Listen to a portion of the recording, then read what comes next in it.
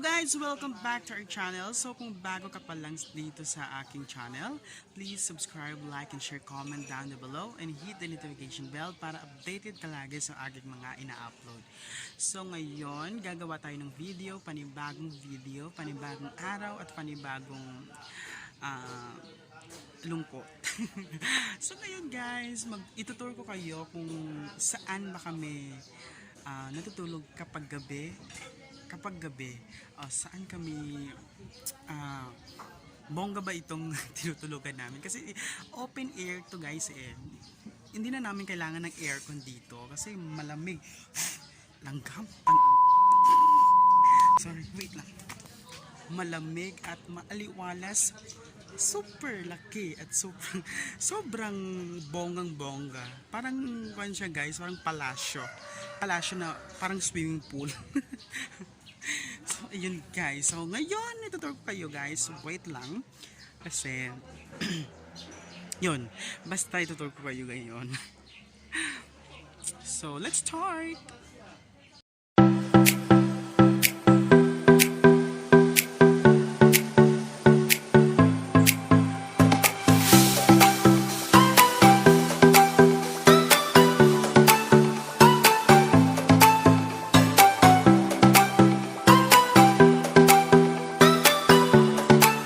Eventually. Ayan na ang aming tinutulugan, condominium style. Condominium studio. Diyan kami natutulog guys kapag gabi. Kasi syempre hindi kami makakatulog diyan kasi yan ang binigay sa akin yan guys. So, kung nakikita niyo yan yung kumot, yan yung kwan na binigay sa akin ng napakabait na friend ko sa Facebook. Binigay niya yan sa akin kasi para daw may ilatag ako sa aking tulugan. So dyan kami natutulog guys. Dyan kami natutulog kapag gabi. Marami kami dyan guys na natutulog. Pero ngayon nilipat na namin yung mga bed namin kasi mainit na. So ayan, kapag gabi punong-puno yan ng tao. So ayan guys, so ito kapag mainit na dito kami natutulog. Diyan na kami lumilipat. Bebe, kaway. Ayan, yan ang magandang nasunugan dito sa Quiapo Dos. Ayan siya. So ayan, so siyempre linipatan namin ref. May ref ba? Ref na sira. Ayan guys, ito yung bed na nasunog. Pero magamit pa yan actually kasi linilinisan lang yan siya. And then ito po yung CR namin. Ayan guys, so ayan, dyan kami nagsa-CR. So konting push na lang, matatapos na rin yan ng mga may-ari ng condominium namin. So tignan nyo naman guys. So yan, dito naman kami guys, nagkatambay kapag mainit kasi may mangga gamit. Diyan may mga ayan, dito kami nagtatambay kapag ayan ayan mga damit na linabhan namin kasi wala na kaming masuot.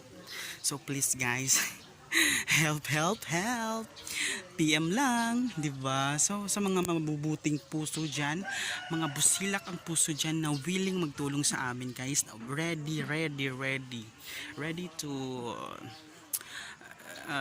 yun.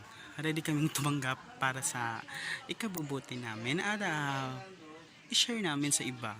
Kung sobra ang tulong sa amin, willing akong i-share lahat ng biyayang binigay sa amin ng Panginoon at anak ng Panginoon rather.